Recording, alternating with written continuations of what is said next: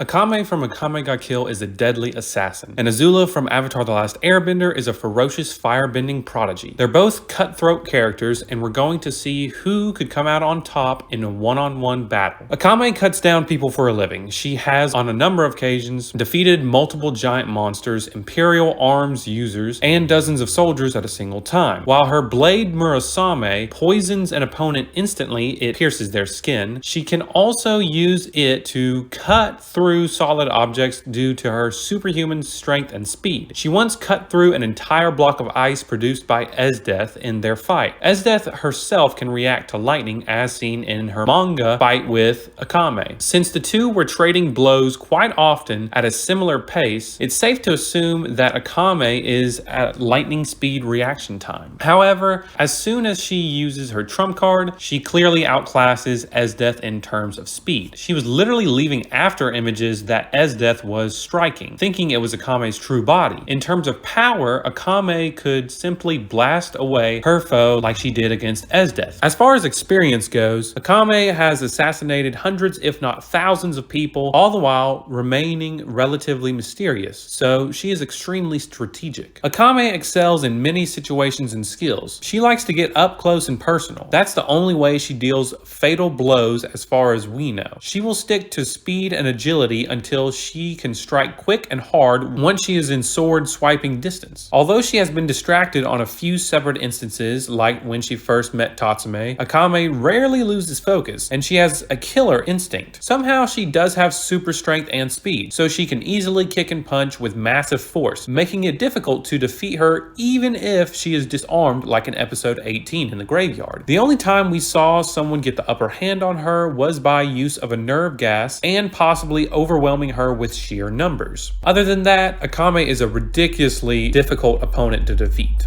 Azula is likewise just as fierce as an opponent. She is a downright tenacious fighter, and she will do anything to get the win. Her blue fire burns at more than 2,500 degrees Fahrenheit, making it hotter than her older brother Zuko's by a significant margin. The creators of Avatar The Last Airbender specifically noted that she was the most dangerous villain in the entire show. In terms of power, she can easily blow apart buildings with her deadly flames. And in terms of speed, she is definitely on the lightning level reaction time since she scales to Zuko. She can also destroy chunks of earth thrown at her. As far as agility and acrobatics go, Azula avoided Aang's airbending attacks while she had no powers in season 3 episode 11. This means she could at least engage benders with no bending herself. So that's very impressive. Azula can easily break through earth bending restraints with her firebending too. It is of course stated in the show multiple times that Azula's firebending skills outshine Zuko's, and she is a true firebending genius. She can freaking fly using fire. That's insane. As far as her mental prowess goes, Azula is ironically ice cold when it comes to attacking. She won't hesitate to strike down even a defenseless person. She has the intellect to engage multiple benders at the same time, and she formulates strategies and adjusts mid-fight all the time. In all fairness, her only disadvantage came at the very end of her series when her friends betrayed her, and so she basically went insane. However, even while having a psychotic breakdown, she went head-to-head with one of the top 5 firebenders in the series, Zuko. Azula is a lot to handle. The ground rules for this fight are as follows. Akame gets transported into the empty Fire Nation's royal palace, except for one person, Azula. This is Azula pre-betrayal and thus pre-mental breakdown. It is a warm summer's day, and Akame has Murasame with her. They both were prepared to go on a mission before this fight. Let's begin. Azula sees a strange figure in the dark, and without hesitation, she blasts a brilliant blue flame down the main hall. Akame gets blasted outside into the area where Zuko and Azula would have their Agni Kai. Azula questions this peculiar visitor's motives, but Akame doesn't answer. Azula relentlessly blasts Akame with fire, but Akame is able to dodge and even slice through some of the smaller flames. Akame advances quickly, but Azula moves to higher ground, using shooting her fire like a rocket. Azula begins sending lightning to her foe. Akame is able to just barely dodge the strike, and she runs for cover behind a pillar. Azula blows the pillar away with a ball of blue flames. After the dust clears, she doesn't see Akame anymore. Akame has found a path to the top of the building, and she slashes Azula's armor. She doesn't pierce the skin, but only rips through the metal plating. Azula knows that she can't let Akame get close anymore. Azula puts major distance between them. With a deep breath, she unleashes a massive wave of fire designed to smash Akame. It is too wide for Akame to go around, so she braces for impact. It blows her away, and she is heavily damaged by the impact. Azula gathers her lightning, but Akame is possessed by something demonic. Akame has used her trump card, cutting herself in exchange for power beyond wild imagination. Azula shoots the lightning, but she hits an after image of Akame. Before Azula can even react, Akame is in striking distance. Azula releases a huge blast of blue fire from her arm closest to Akame, but it's too late. The fire blasts straight up into the air, and Akame is already behind her. Akame had slashed Azula's entire arm off. Akame blitzed Azula, and just like that, Azula was covered with Murasame's seal.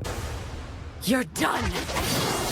Akame wins. That was a close one. Azula was an incredible opponent, and she had seemingly unlimited power. Akame, however, was just too fast for Azula to keep up with. They were both on the same level in terms of agility and speed, but that was before Akame used her trump card. Once she let loose, Akame was significantly faster than Azula because we already saw her blitz Esdeath quite easily with her trump card. Azula was smart and a quick thinker, but Akame has tons of experience in heated situations, pun intended. One strike with Murasame and it's all over. Sure, Azula is cunning and relentless, but she just can't stop someone who is clearly faster from getting at least one cut in. Azula isn't great at close quarters combat because bending is more about movement and breathing. She was smart to spread out and use her power to her advantage, but Akame has closed long distances before. In some circumstances, like if Akame were unable to use her trump card and Azula had Sozin's Comet, I think that Azula wins with high difficulty. But in the majority of cases, Akame's speed, experience, and her blade Murasame give her the victory. What do you guys think? Who do you want to see fight next? If you guys like this channel, please subscribe so that I can put out more content like this. That's all for now. This is the Eagle-Eyed Samurai signing off.